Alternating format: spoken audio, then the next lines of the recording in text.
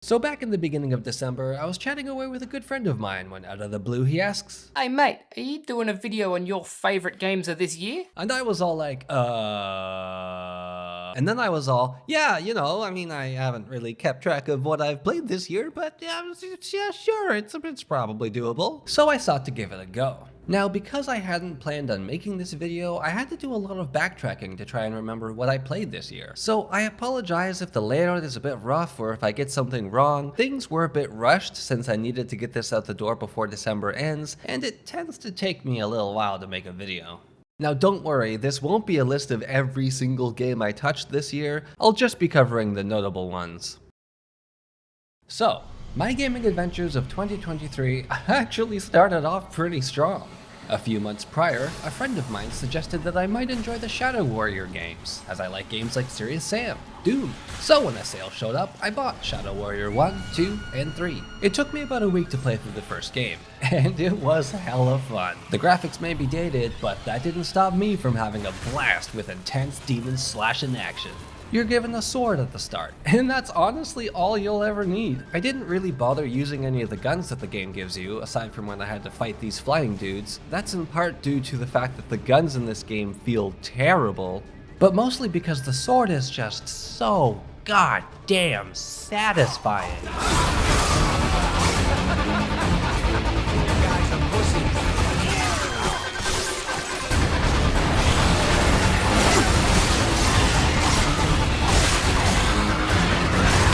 I was pleasantly surprised with this one. For a game released back in 2013, it certainly holds up well today. You can tell that it took some inspiration from it for the 2016 Doom reboot. The controls are weird and take some getting used to, but overall the game is well paced. The mechanics are solid, and the level design is a treat. The story is a bit hard to follow and the ending is kind of abrupt, but overall I had a great time in Shadow Warrior 1.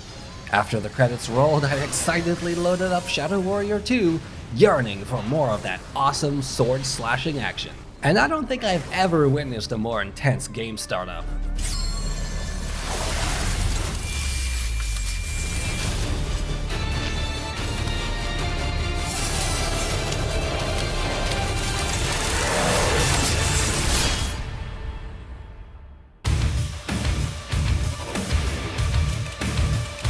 This has got to be the highest octane menu music I've ever heard in a game so far. So after such an exciting build-up, you'd think I had a blast with this one too, right? Well, sadly, I'm having a hard time liking this one. Shadow Warrior 2 takes a lot of the things that I loved about 1 and just removes them, focusing instead on repeatable open world maps in place of the handcrafted linear levels we got in the first game. There's more of a focus on RPG elements like skill trees and a strange roguelite system that doesn't really seem to matter. There's still a detailed story here, but it doesn't feel remotely connected to the gameplay at all because the game wasn't designed around the story. Instead, the developers want you to play with up to 4 of your friends and try to push the replayability factor with open world maps and mission-based quests. Shadow Warrior 1 was damn near perfect, and all I wanted was more of that. But Shadow Warrior 2 just changes so much that it just doesn't feel as fun. And none of my friends care about this sort of game, so I'm left to run it solo. And while doing so, I just feel constantly reminded that I'm supposed to be playing this game with friends, and it just doesn't feel very good. I'll have to put this on my list for 2024 though, because I do really want to finish it, and I really want to like it. I also really want to play the third game, but I can't do that until I finish 2. Maybe I'll like it more after such a long time away. December 2022 may have seen me buy Ready or Not, but it wasn't until January that I actually got invested in it. This game had been on my radar for some time, but it too went on sale, and you know me, I'm a sucker for a good deal. Okay, goodbye. I was really trying to enjoy Shadow Warrior 2 during this time before I eventually just gave up and turned my attention towards Ron. Ready or Not is a faithful successor to the classic SWAT 4 from 2005. You command an element of 4 SWAT officers as you dive headfirst into dangerous locations to apprehend suspects and save hostages. Foxy, you have a grenade in your hand, the door's locked.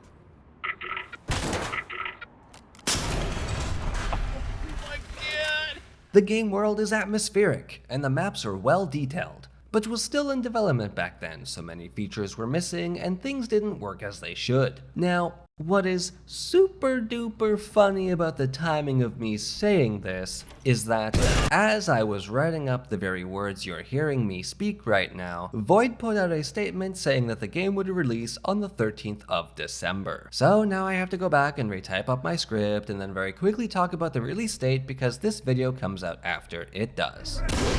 Before I had seen their post, I had talked a bit about the issues the pre-release had, like there being no connection between the maps and their stories, although the groundwork had been laid out and you could see bits and pieces here and there.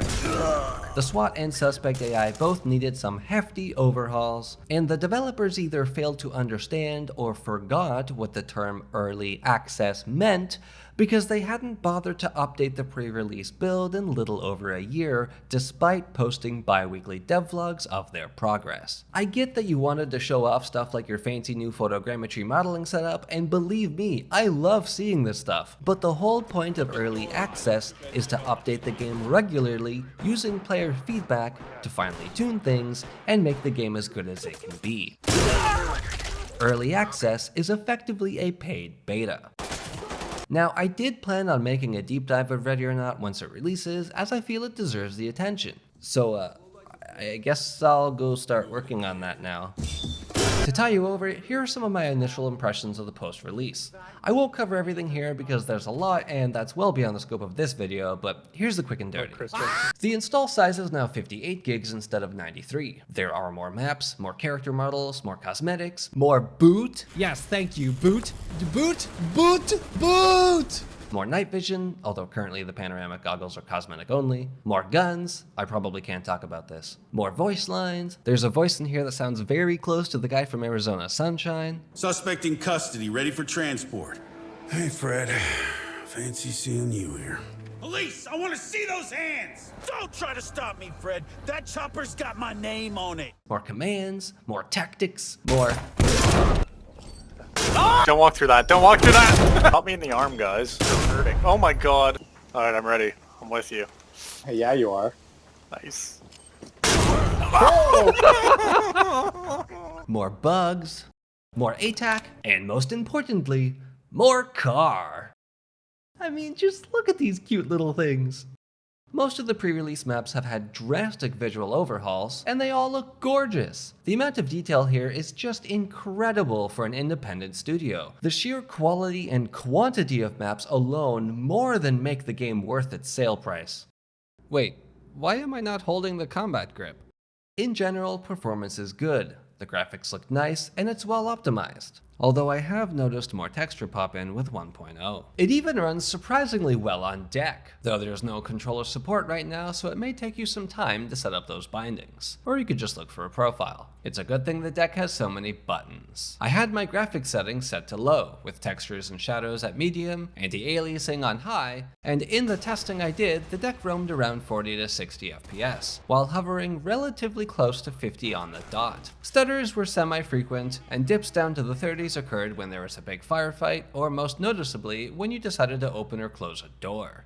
I tried to stress test the system by dual breaching with flashbangs and stingers, and it went about a lot smoother than I expected. I'm pleasantly surprised it runs as well as it does here, and looks decent enough doing so. The footage you're seeing here is going to look a bit smudgy, but that's because I forgot to adjust my OBS settings. So it's trying to upscale a 720p source up to 1440.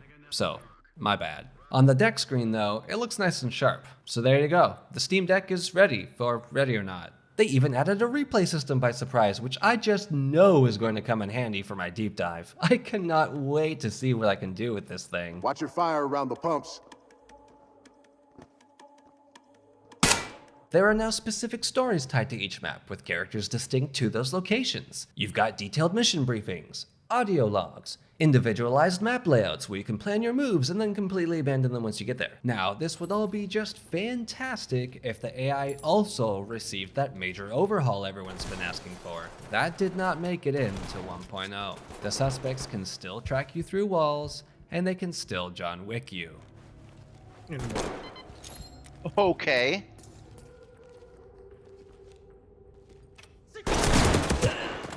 Who's in first? Oh, not me.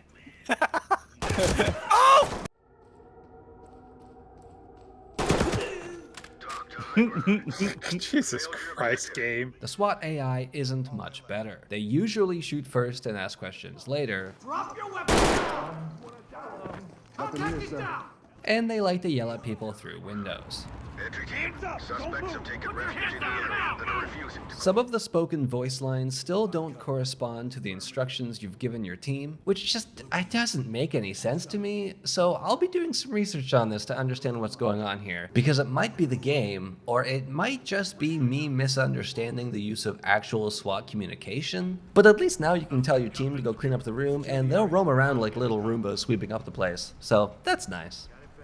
That's all for now when it comes to Ready or Not. Keep an eye out for that deep dive. Oh my lord. Oh, Jesus. Oh, Is that a grenade? no, that was some C4.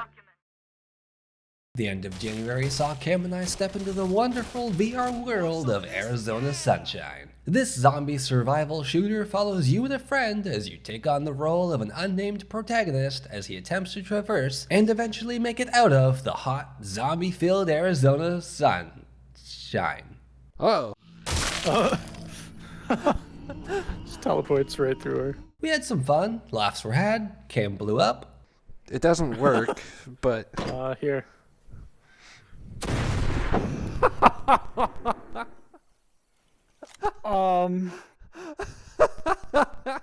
The game's got some charm, and it didn't overstay its welcome, although I do feel like the campaign ran a tad too short. Your gun just comes through my head. We gave the Deadman DLC a try since at that time it was only $3, and it was really enjoyable. Perimeter breached. That ain't That's good. not good. I like how you said that at the same time he did. I know.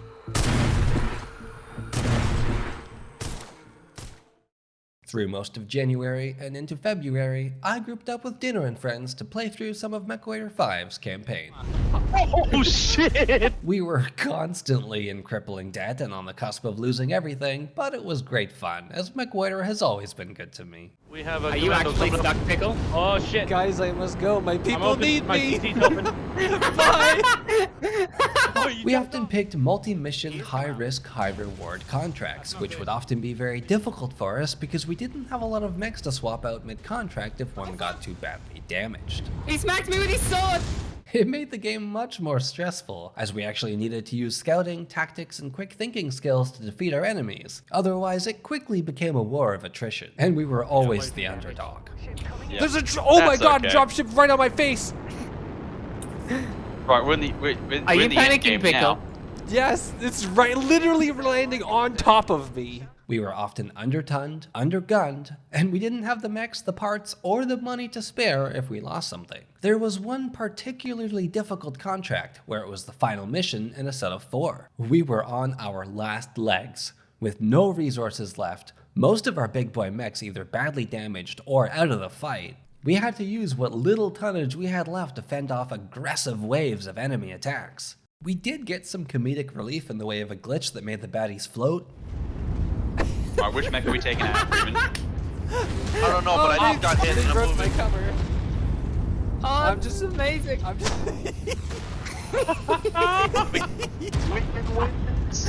But the stress level went right back up to 11 after we lost both Val and Freeman to an assault duo. They were our heavy hitters, so now it was up to Dinner and I to take out the last remaining mech. A fully armed and armored rifleman. Dinner and an awesome, myself and a wolfhound.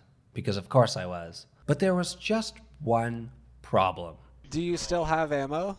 No, Mike, I've lost everything. So it was up to me, in a light mech, with a Cord CT, 2 large lasers, and a dream. It was sweaty. It was stressful. Dinner acting as a scout, letting me know when the enemy had its guns trained on my location. Me, expertly timing my pokes so as not to get hit before I could back into cover, because one wrong move. Now he's looking at you. System destroyed. System destroyed. Pickle, no, run away! No!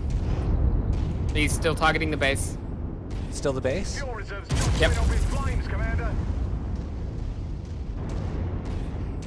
He's targeting the base still. Now he's looking at you. Oh, that was close. Oh, CT is he's so one red. touch. But we got it. Because of course we did. Pickle.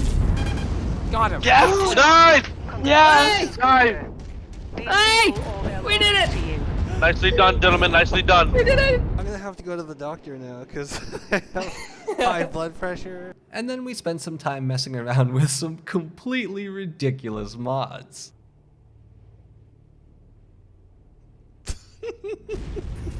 I went through you. You went through me. Come on, come on, come on.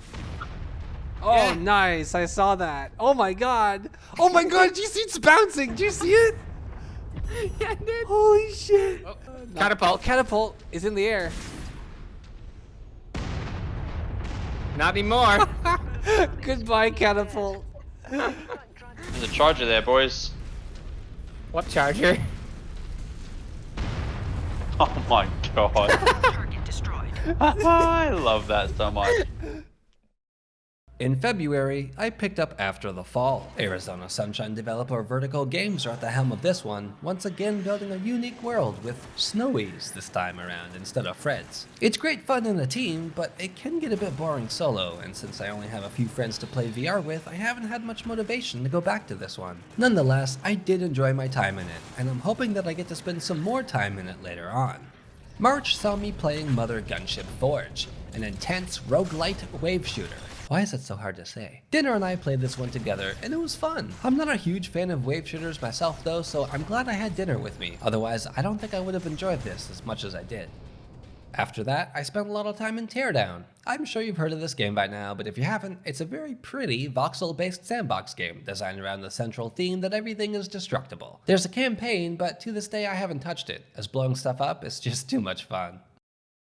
April was a solid month. Barotrauma saw us diving into the depths of Europa to uncover the mysteries that lie within. Phasmophobia saw us attempting to correctly guess the ghost type, and Demonologist had us doing the same thing, both with limited success. Whoa! And screams. Lots of screaming. Gunfire Reborn made its way to my PC this month too, and this one's another cute little roguelite. I was eaten by a snake. I can get him as long as you keep me alive. Because I can't keep myself alive. I can't dodge him. Oh god, ouch! I'm dead! I've never owned a console, and so I've never played Halo. Now that the Master Chief Collection is on PC, April saw me set foot on the Pillar of Autumn for the very first time. But I wasn't alone. Along for the ride with me was a good buddy of mine who had prior experience with the franchise. Get needled, bitch. Together we dove into the lore-rich world of Halo, uncovering the mysteries of the Forerunners and unlocking new fears. I think that's a rocket launcher until next challenge. It took the duration of this year, but we finally made it to Infinite, where right now we're about 20% the way through. Now, I never bothered capturing footage of our gameplay because again, I didn't think I'd be making a video like this, so what you're seeing right now is actually moments from our multiplayer sessions.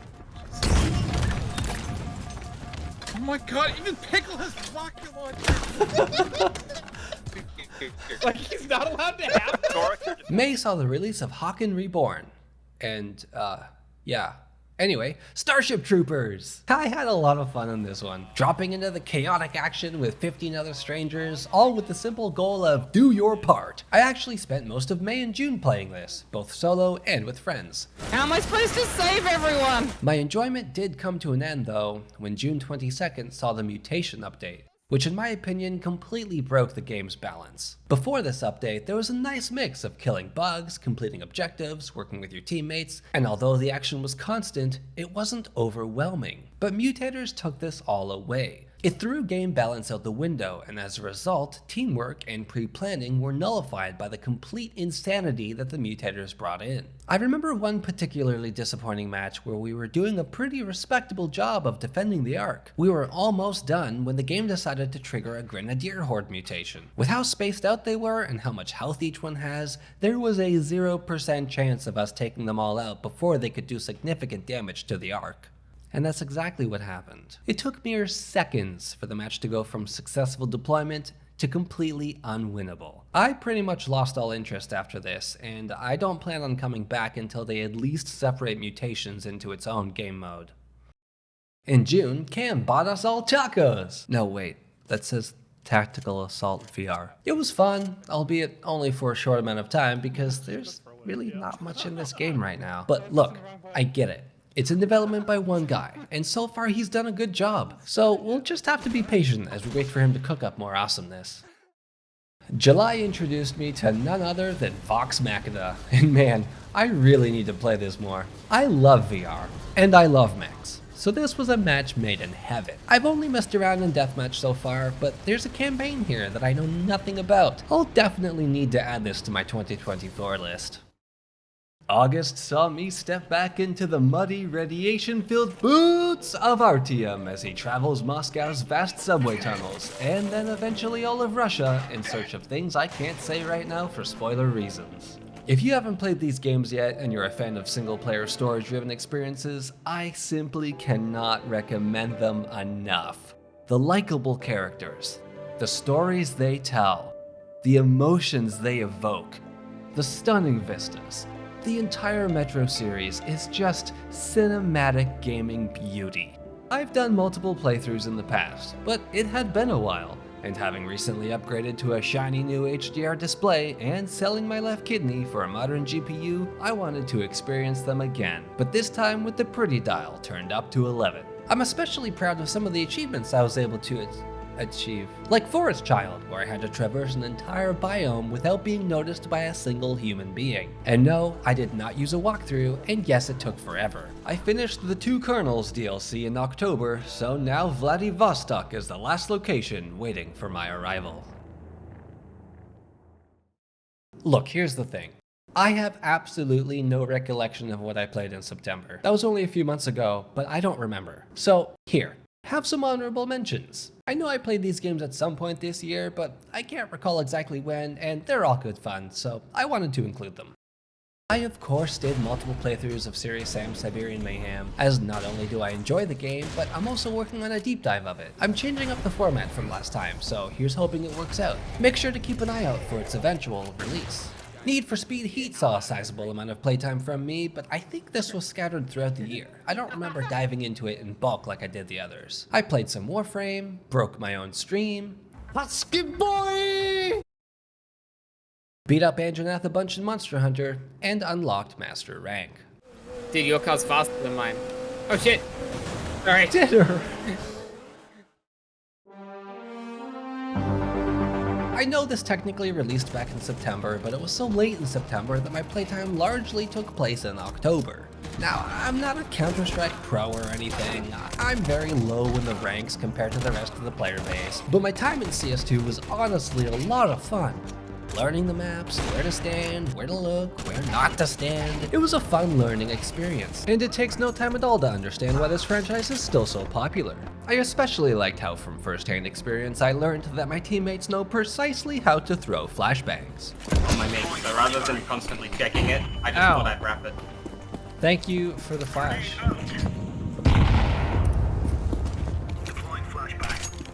Stop fucking flashing me!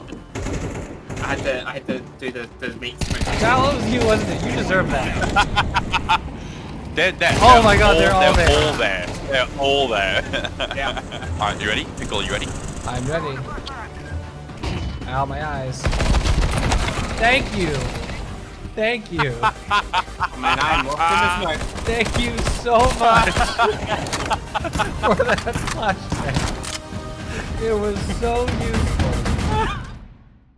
I also played Wildlands for the first time, and I really don't know where to begin with this one. I want to like it. I like the ideas that it tries to go for, but the game in its entirety, it just feels so boring and so directionless. I really struggle to enjoy it. The basic premise for the plot is that you're a US Special Forces operative, because of course you are, dropped into a fictitious rendition of Bolivia to meddle around in the affairs of the drug lords and warlords that rule the country, or something to that effect. And all you do is go from point to point completing fetch quests or killing people or blowing something up. There's little depth or meaning to any of it. Now, I don't know if this is how the game is coded, but I did like how when I was driving around in an unsuspicious car or something, I could just drive past the bad guys and they wouldn't even notice me, so that was kind of fun. Now, Steam says I've put about 17 hours into it, and most of that has been with a friend.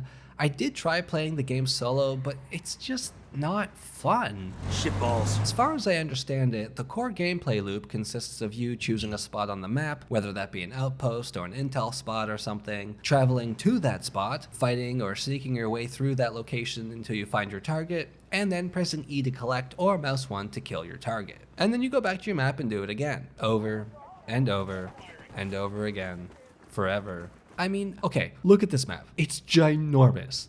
And there's like, how many cartel bosses here? So the idea is that you're supposed to go from borough to borough, collecting intel on the cartel operations and the locations of each borough's leader, and then you're supposed to go and kill the cartel boss. But like, there's no way that I could justify spending the however many hours it would take to go through doing all of that, collecting all the intel, and then taking out all the cartel bosses, because there's no way this game can entertain me for that long. The gameplay just isn't fun enough to warrant that amount of playtime. Wait, is that my car? Did a random NPC just steal my car? Yeah, it's not there anymore. I left it right here. The AI just stole my car. Well, okay, technically it wasn't my car because I stole it from someone else, but whatever. Anyway, speaking of the AI, the enemies aren't smart enough to provide much of a challenge. So on the higher difficulties, all they do is just more damage to you. But it's so easy to just sneak past them, collect the intel, or kill the boss, and then just slinker away that there's no point in using the tools that the game gives you, like for example the drone to scout your targets, or play it stealthy and wait for the right moment to go conduct a quiet takedown, because you can just go in, do the thing undetected, and then leave. I don't know about you, but like, I don't consider that fun game design, mainly because it's not implemented correctly here. If I wanted to go do that, I would just go play Splinter Cell, which actually excels at that exact thing. I don't think the visuals are all that good for a 2017 release. The performance isn't as good as I think it should be considering when the game came out, and also my computer specs, and the physics system is laughably pathetic. And also, what is this reaction time? This guy has the reflexes of a cat. I mean, he didn't even know I was there. So, I don't know about this one. As I said, it's got some good ideas, but it just doesn't put any of them together in a way that matters. Now, maybe I'm looking too far into it, searching for something that's not supposed to be there. Maybe this game is just supposed to be a simple, casual thing that you pick up and play with your friends for a few hours. But, like, it's not fun enough for that. If I want to play a casual game with my friends, I'll go play Deep Rock, because there's a reason to what you're doing there, the gameplay loop is fun, and it's pretty chill. Wildlands just, it feels like a waste of time. And I don't play games to waste time. I play games to enjoy them. So I can't enjoy this game. Now, what I can enjoy though, and quite thoroughly, is diving into the Radius, or rather the Pitchorsk Exclusion Zone, to be precise. Into the Radius is a fun, Stalker-inspired open-world survival and exploration game, with a heavy focus on resource management and anomaly acquisition. No! You're gonna break it! Stop! The premise, as far as I understand it so far, is to uncover the mysteries surrounding the Pitchorsk Zone, discover who you are, why you're here, and what the hell is going on. It comes with a lot of fun mechanics I haven't seen in a VR game yet, like the ability to stash stuff in your bag however you want, the need to manually replace bullets in a magazine clip or cartridge, and meaningful use of scouting material and silent weaponry. Now, if you're someone with a short attention span, or you don't really care about getting invested in a game's world, then you're not going to like this one. It's a very slow and methodical experience. And to get a fuller grasp of what's happening in the zone, you need to go out and explore, find notes left by others, and observe the landscape to get a better understanding of the setting. I enjoy games like this though, so I felt like Into the Radius deserved to be highlighted here. I'm only a few hours in though, so this is another title that I'll need to add to my next year list.